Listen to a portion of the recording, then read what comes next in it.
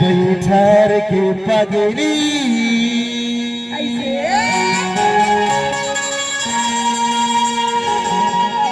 होला दे तेरी सहा घुमाहुना अच्छा लक्ष्य घुमाहू हाँ हाँ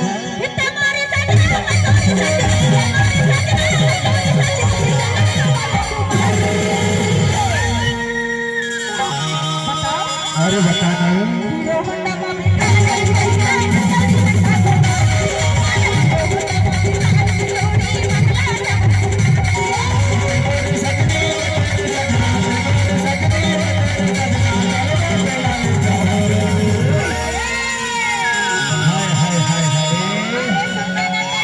अरे बताना हो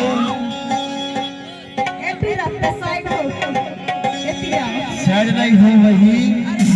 सोचेंगे नहीं का साड़ी भाई। अरे दीदी मन एक बार ताली बजा हुआ लिट्टू हरवा दी अगर बोला हार हो नहीं हारा ये तो और आए के देख तू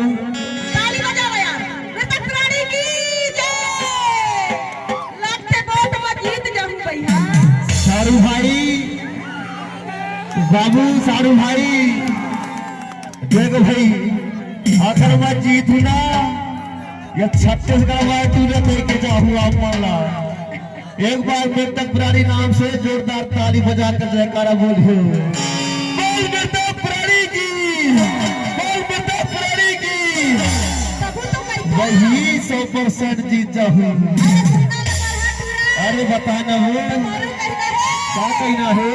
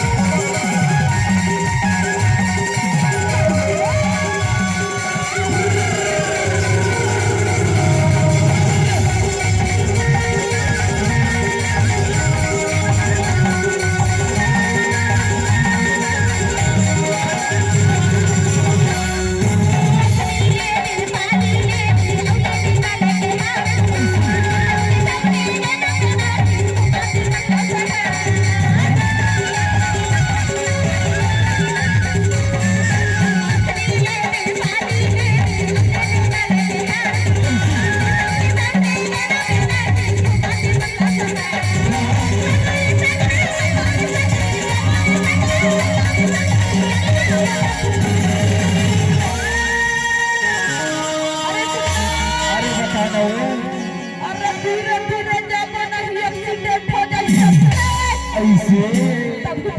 एक्सीडेंट हुई तब तो कम से कम 2 दिन उतरा था।